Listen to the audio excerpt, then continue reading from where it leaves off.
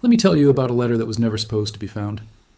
In 1893, a retired banker in London named Cecil Warburg wrote a private letter to his nephew. The letter wasn't about money, it wasn't about politics, it was about time.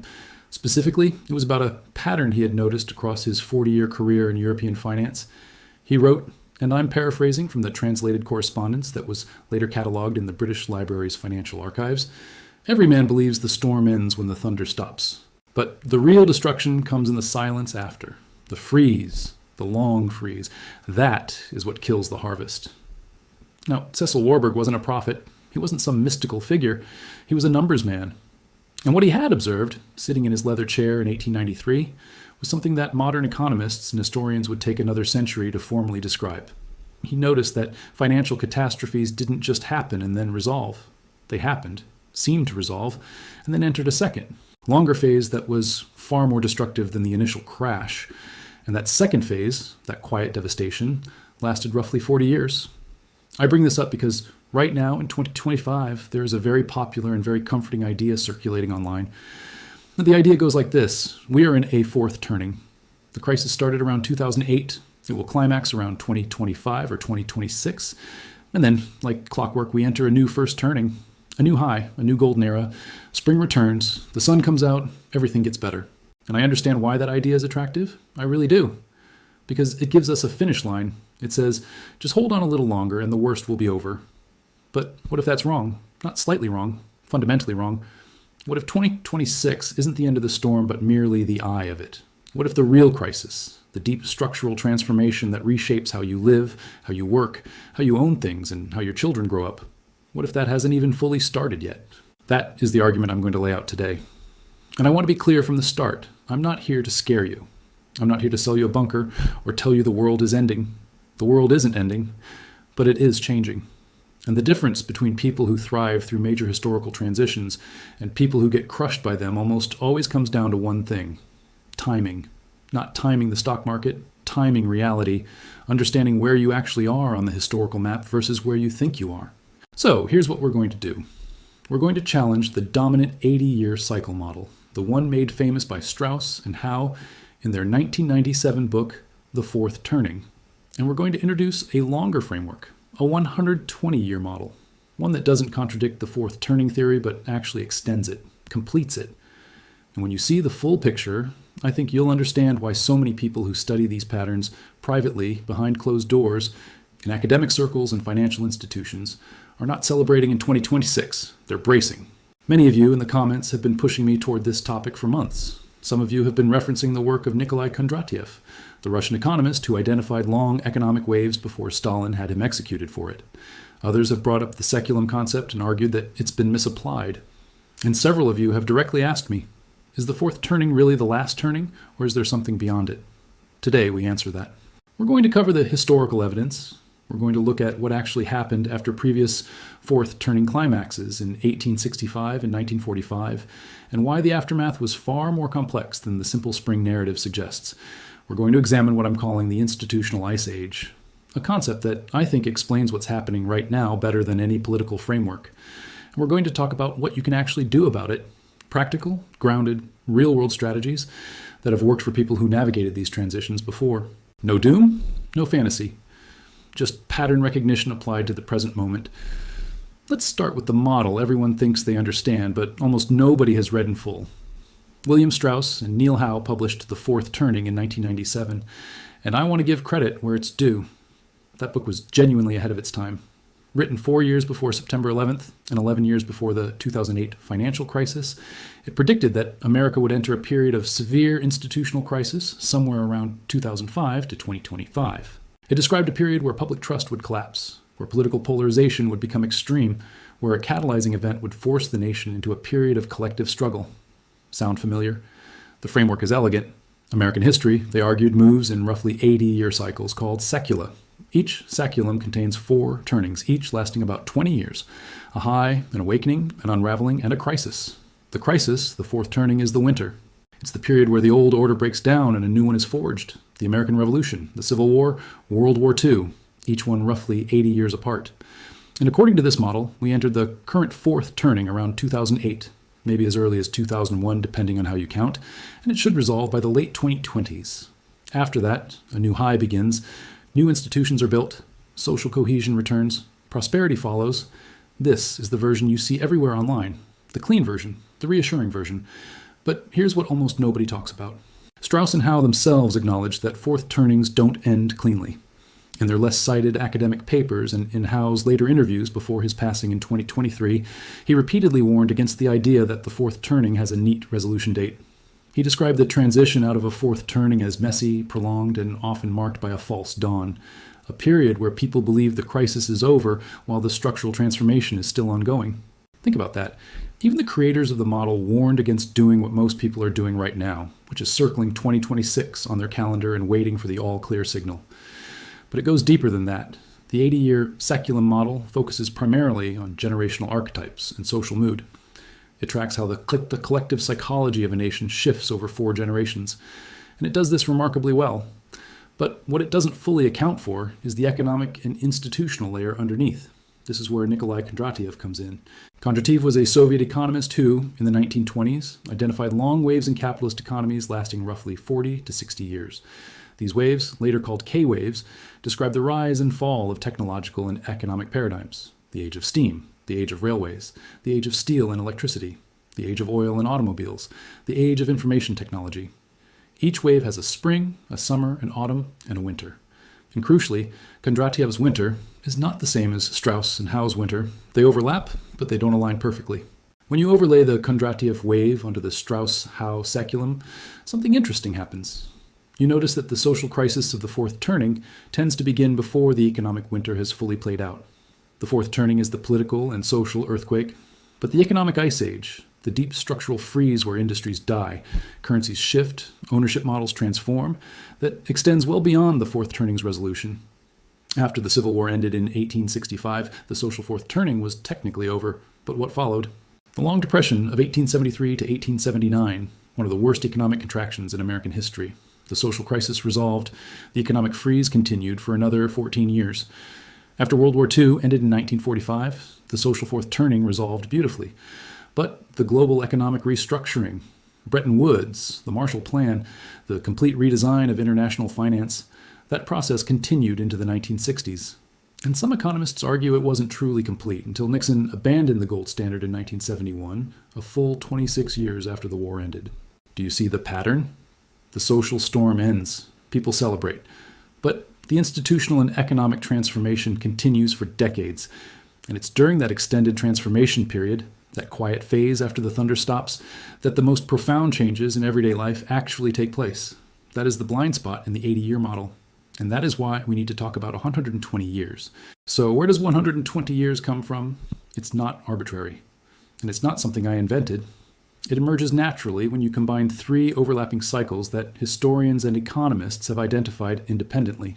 The first is the Strauss-Howe Saeculum, roughly 80 years, driven by generational turnover and social mood. The second is the Kondratiev wave, roughly 40 to 60 years, driven by technological innovation, debt accumulation, and economic restructuring. The third is what some institutional historians call the regime cycle. This one is less well known, but arguably more important. It describes the lifespan of dominant institutional frameworks, the systems of governance, finance, law, and social organization that define an era. And these tend to last roughly 100 to 120 years. Think about the major institutional frameworks in Western history. The post-Westphalian order lasted from 1648 to roughly 1789, about 141 years. The post-Napoleonic order, defined by the Concert of Europe and the Gold Standard, lasted from 1815 to 1914, 99 years. The post-World War II order, defined by Bretton Woods, the United Nations, NATO, the welfare state, and the dollar-based global economy, began in 1945. If it follows the pattern, its full arc extends to roughly 2045 to 2065. This is not mysticism. This is pattern recognition across 5 centuries of institutional history. Now, here's where it gets really interesting for us today. If we use 1926 as our starting reference point, which is roughly when the current institutional era began its mature phase with the full establishment of the Federal Reserve System, the consumer credit economy, and the modern corporate structure, then the 120-year arc brings us to approximately 2046. And within that 120-year arc, there are 3 distinct 40-year phases. Phase 1, from roughly 1926 to 1966, is the build. This is when the new institutional order is constructed, tested, and expanded. In American terms, this covers the New Deal, World War II, the post-war boom, the creation of the middle class, the suburbanization of America, and the establishment of the United States as the global hegemon. This is the spring and summer, everything grows.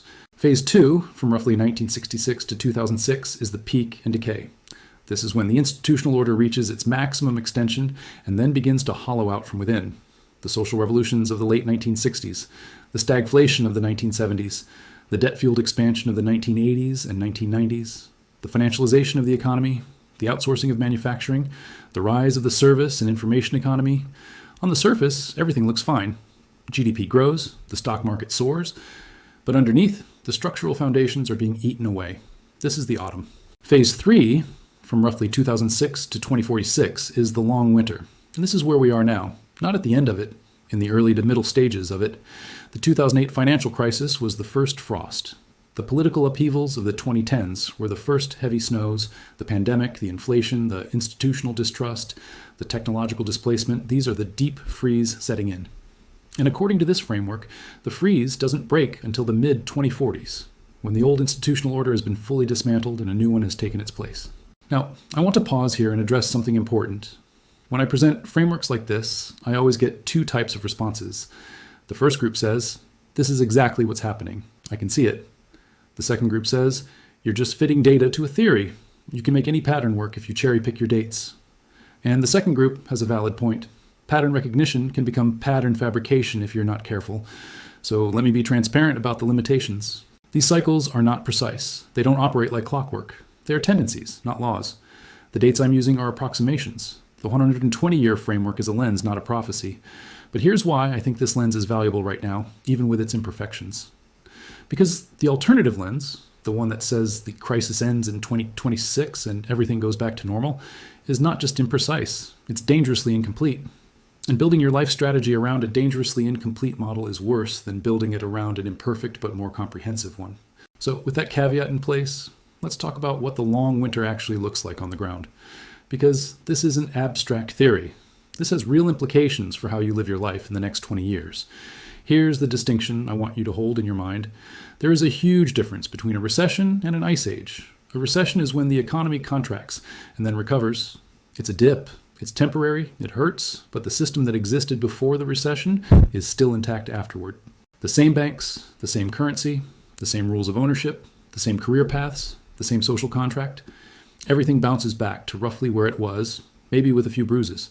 An ice age is different. An ice age is when the system itself transforms. The old rules stop working. The old paths close. New ones open, but they look nothing like what came before. And the most dangerous aspect of an institutional ice age is that it doesn't announce itself. It doesn't arrive with a crash and a headline. It arrives slowly, quietly, through a series of policy changes, technological shifts, and cultural adjustments that each seem small and reasonable in isolation, but collectively represent a total restructuring of how society operates. Let me give you some concrete examples of what this looks like, using things that are already happening right now in 2025. First, the transformation of ownership. For most of the 20th century, the middle-class wealth model was built on ownership. You owned your house, you owned your car. You owned your tools. Ownership was the foundation of economic independence. What we've seen accelerating over the past 15 years is a systematic shift from ownership to subscription. You don't own your software anymore, you subscribe to it. Music, movies, books, all subscription. And now this model is extending into larger assets. Car subscriptions are growing. Some housing models are moving toward permanent rental frameworks. Farm equipment manufacturers have introduced software locks that prevent owners from repairing their own machines. This isn't a conspiracy. It's a business model evolution. But the cumulative effect is a generational shift away from ownership-based wealth toward access-based dependency. And that shift has profound implications for economic resilience during hard times. Because when you own something, it's yours, even when the economy crashes. When you subscribe to something, your access can be revoked the moment you can't pay. Second, the transformation of currency. Central bank digital currencies are no longer theoretical. Over 130 countries are actively developing or piloting them. The European Central Bank's digital euro project, China's digital yuan, already in circulation, the Federal Reserve's ongoing research. Again, each individual step in this process seems reasonable: efficiency, security, financial inclusion. But the cumulative effect is a potential shift from anonymous, bearer instrument money to programmable, trackable, potentially controllable currency. The institutional implications of this are staggering, and they align perfectly with what you would expect during a long winter transition, which is the replacement of one financial operating system with another. Third, the transformation of labor. Artificial intelligence is not going to destroy all jobs. That's a lazy take. But it is going to restructure the labor market more profoundly than any technology since the printing press. And the key insight here is timing. During a long winter, technological disruption doesn't create new industries fast enough to absorb the workers displaced from old ones. There's a lag, and that lag can last a decade or more. We saw this during the last major institutional transition. Between 1930 and 1945, millions of workers were displaced by mechanization. New industries eventually absorbed them, but it took a world war and a complete government restructuring to make it happen. The transition was not smooth. It was not organic. It required massive institutional intervention. So when I talk about an institutional ice age, I'm not talking about some vague future scenario. I'm talking about processes that are already underway. The shift from ownership to access, the shift from analog money to digital programmable currency, the shift from human-centric labor to AI-augmented and AI-replaced labor. These aren't coming. They're here. And they are not short-term disruptions. They are the defining characteristics of a multi-decade institutional transformation. The question isn't whether these changes are happening. The question is whether you recognize them for what they are, which is not temporary inconveniences on the way back to normal, but permanent features of a new institutional landscape that is being built right now during the long winter. And this brings me to a really important historical parallel that I think will help bring all of this together. Let's go back to the last time this happened. Not 80 years ago, 120 years ago. The period from roughly 1873 to 1913 is one of the most misunderstood eras in modern history. Most people, if they think about it at all, think of it as the Gilded Age, robber barons, rapid industrialization, the rise of America as a global power. And all of that is true. But underneath that surface narrative, something much more profound was happening. The entire institutional framework of Western civilization was being rebuilt from the ground up. Before 1873, the dominant economic model in the Western world was based on small-scale capitalism, local banking, the gold standard, agrarian land ownership, and relatively limited government. By 1913, every single one of those pillars had been transformed or replaced. Central banking had been established. The income tax had been introduced. Corporate monopolies had restructured entire industries. Millions of people had been moved from farms to factories. The relationship between citizen and state had been fundamentally altered. And here's the thing most people miss. That transformation didn't feel like progress while it was happening. For the people living through it, it felt like collapse. The Long Depression of 1873 to 1879 was brutal. Unemployment soared. Wages fell. Thousands of businesses failed. There were labor riots, bank runs, and political upheaval. And even after the Depression technically ended, the instability continued for decades. The Panic of 1893, the Panic of 1907, constant financial volatility, constant institutional uncertainty. It wasn't until around 1913 to 1920 when the new institutional framework was finally locked in with the Federal Reserve, the income tax, the regulatory state, the corporate economy, that stability returned. And even then, it took another cycle of crisis, the Great Depression and World War II, to fully establish the new order. 40 years of institutional winter, from 1873 to 1913, during which the entire operating system of Western civilization was replaced. Now look at the parallels to today. The 2008 financial crisis was our 1873, the initial shock that revealed the structural rot underneath the surface prosperity. The political upheaval since then, the rise of populism on both left and right, the collapse of institutional trust, the technological disruption, these mirror the labor unrest, the political radicalism, and the industrial transformation of the 1880s and 1890s. And if the pattern holds, we are currently in the equivalent of the 1890s, the middle of the long winter, not the end. The new institutional framework is being designed right now. Digital currency, AI-driven governance, new models of ownership and labor, new international alliances and power structures, but it hasn't been implemented yet. We're in the messy, painful, uncertain transition period where the old system is failing, but the new one hasn't fully arrived. Let me give you another parallel that I find even more striking. After the American Civil War, which ended in 1865, there was a brief period of optimism. The war was over. The Union was preserved. Reconstruction began. People genuinely believed that the crisis was resolved and that a new era of unity and prosperity would follow. Instead, what followed was one of the most turbulent periods in American history. Reconstruction was sabotaged. Political corruption reached unprecedented levels during the Grant administration. The economy crashed in 1873. Labor conflict exploded. Inequality soared. The promises of the post-war era were systematically broken. Why? Because ending the social crisis, winning the war, did not end the institutional transformation. The country still had to rebuild its economic, legal, and social structures from scratch. And that process took 40 years, not 4. This is exactly the mistake I see people making today. They look at the social and political crisis and think, once this resolves, things go back to normal. But the social crisis is just the visible symptom. The institutional transformation underneath is the actual disease. And that disease doesn't resolve on a political timeline. It resolves on an institutional timeline, which is much, much longer. I want to bring in something else here that several of you have raised in the comments, and it's the comparison to Calhoun's Universe 25 experiment. For those unfamiliar, John Bumpus Calhoun was a behavioral researcher who, starting in the late 1960s, created a series of mouse utopias, enclosed environments where mice had unlimited food, water, and shelter, but limited space. And in every single experiment, the population followed the same trajectory. Rapid growth, followed by social breakdown, followed by what Calhoun called the behavioral sink, where normal social behaviors, mating, parenting, community building, completely collapsed. The final phase was what he called the beautiful ones. Mice that withdrew from social life entirely, spending their time grooming themselves in isolation while the colony died around them.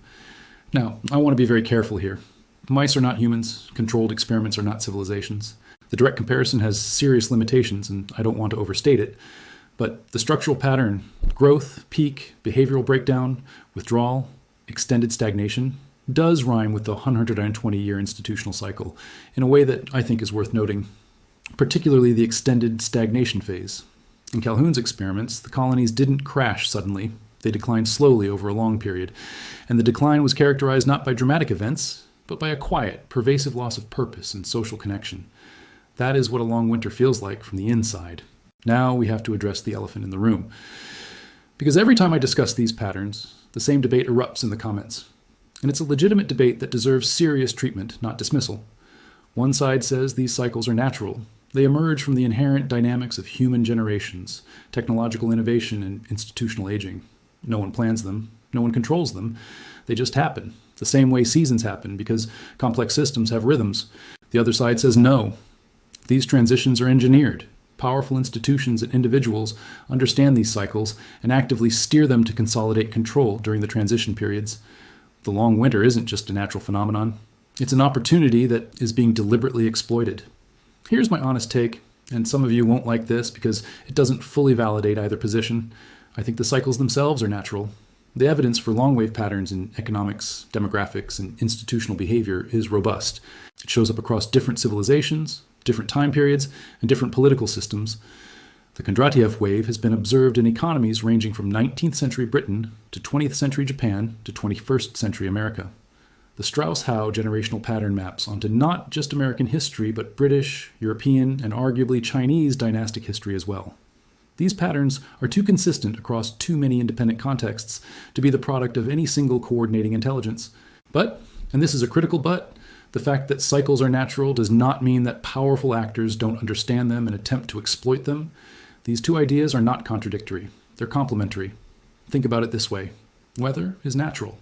Hurricanes are natural. No one creates hurricanes. But if you know a hurricane is coming, you can position yourself to profit from it. You can buy up damaged property at pennies on the dollar. You can sell emergency supplies at inflated prices. You can restructure insurance markets. You can use the crisis to push through regulatory changes that would have been impossible during calm weather.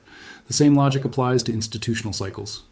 If you are a major financial institution or government policymaker, and you understand that a long winter transition is underway, you don't need to create the crisis. You just need to be positioned to shape the outcome. And there is abundant historical evidence that this is exactly what happens during major institutional transitions. The creation of the Federal Reserve in 1913 happened at the tail end of the last long winter. Was the financial instability that preceded it natural? Yes. Did powerful banking interests use that natural instability to push for a central banking system that served their interests? Also yes. Both things can be true simultaneously. The Bretton Woods Agreement in 1944 happened during the crisis phase of the last Saeculum. Was World War II a natural outgrowth of the institutional failures of the interwar period? Largely yes.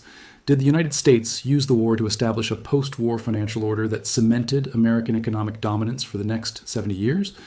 Absolutely. So here's the framework I'd suggest. The cycle is natural. The response to the cycle is strategic. And the people who are best positioned to respond strategically are, by definition, the people with the most resources, the most information, and the most institutional power. This means that during a long winter, you should expect to see a natural contraction in economic dynamism and social cohesion, combined with a strategic effort by powerful institutions to shape the new order that emerges from the transition. And you should expect those two forces, natural decline and strategic positioning, to be almost impossible to distinguish from each other in real time, because they produce the same observable outcomes. The practical implication of this is simple. It doesn't matter whether the long winter is natural or engineered or both. What matters is that it's happening, and what matters even more is what you do about it. Which brings me to the final and most important part of this entire discussion. Because everything I've said so far is just analysis. And analysis without action is just entertainment. So let's talk about what actually works when the institutional ground shifts beneath your feet. Throughout history, the people who not only survived but actually thrived during long winter transitions shared a set of common characteristics. And none of them had anything to do with predicting the exact timeline of the crisis or identifying the puppet masters behind it. They had everything to do with practical positioning. Here are the patterns I've identified from studying previous institutional transitions. The first is skills over credentials. During stable institutional periods, credentials matter enormously. A degree from the right university, a license from the right regulatory body, a position within the right corporate hierarchy. These are tickets to prosperity because the institutions that issue them are stable and powerful. During a long winter, credentials lose value because the institutions behind them are in flux. What gains value is practical skill, the ability to do things that other people need done. During the post-Civil War long winter, the people who thrived were not the plantation aristocrats with their prestigious social credentials. They were the blacksmiths, the engineers, the builders, the people who could physically construct the new industrial economy. During the post-World War II transition, the people who thrived were not the old European aristocracy with their titles and estates. They were the technicians, the managers, the practical problem solvers who could operate the new institutional machinery. The lesson is clear. In a long winter, invest in what you can do, not in what a piece of paper says you're qualified to do. Learn things that have tangible, immediate value. Repair skills, technical literacy, food production, medical knowledge, financial literacy, communication skills. These are what I call freeze-proof assets. They cannot be devalued by institutional collapse because they don't depend on institutions for their value. The second pattern is community over individualism. This one is counterintuitive in a culture that celebrates self-reliance. But the historical record is unambiguous. During institutional transitions, isolated individuals are extremely vulnerable. They can be squeezed by changing regulations, depleted by inflation, displaced by technological change, and they have no buffer. Communities, on the other hand, create their own microeconomies. They share resources. They distribute risk. They provide social support during the psychological stress of prolonged uncertainty. Every major long winter in history has seen the emergence of parallel community structures, local trading networks, mutual aid societies, cooperative enterprises that operate alongside a team and sometimes in competition with the failing institutional order. This is not about retreating from society. It's about building redundancy into your social and economic life. Having relationships, real relationships, not social media connections, with people who have complementary skills and shared values. Knowing your neighbors, being part of something local and tangible. The third pattern is adaptability over prediction. I have spent this entire video describing historical patterns and frameworks, and I stand by their analytical value. But I want to be honest about something. Nobody, and I mean nobody, can predict exactly how a long winter will unfold. The specific events, the specific timeline, the specific outcomes, these are inherently unpredictable because they emerge from the interaction of millions of variables. What you can predict is the general character of the period, institutional instability, economic restructuring, technological displacement, social tension, loss of old certainties, emergence of new paradigms. And knowing the general character of the period is enough to position yourself intelligently, even if you can't predict the specifics. The people who get destroyed during long winters are not the ones who fail to predict the future. They're the ones who refuse to adapt to the present. They keep waiting for things to go back to normal. They keep investing in the old institutional framework. They keep assuming that the rules that worked during the summer and autumn will continue to work during the winter. And by the time they realize those rules have changed, they've lost their window of opportunity. The fourth and final pattern is patience. And this might be the hardest one. A long winter is long, If the 120-year framework is even approximately correct, we're looking at another 20 years of institutional transformation. That's not a sprint, it's a marathon. And the psychological challenge of living through a multi-decade transition is immense. There will be false dawns, periods where it seems like things are getting better.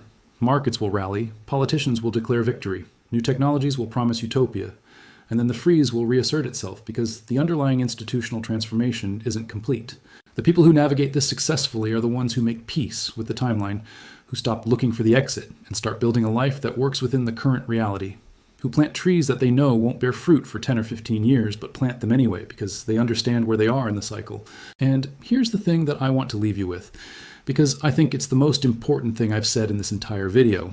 Winter doesn't last forever. It never has. Every long winter in recorded history has eventually given way to a new spring. The post-1873 long winter produced the Progressive Era and the greatest period of technological innovation in human history. The post-1929 long winter produced the post-war boom, the largest expansion of the middle class ever seen, and a period of prosperity that lasted decades. The long winter we're in now will also end, and what comes after it, the new institutional spring, has the potential to be extraordinary. New energy systems, new models of governance, new forms of human cooperation enabled by technology, new solutions to problems that have seemed intractable for generations. But that spring is not going to arrive because we wished for it. It's going to arrive because people, ordinary people, did the hard work of building during the winter. Building skills, building communities, building resilience, building the human infrastructure that the new institutional order will eventually grow on. That is the real lesson of the 120-year cycle. Not that doom is coming and we're all helpless, but that we are living through one of the great hinge points of history. And what we do during this period, the choices we make, the skills we develop, the communities we build, will echo for generations. 2026 is not the finish line, it's the midpoint. And the people who understand that, who truly internalize it, are the ones who will be standing when the spring finally comes. I'll see you in the next one.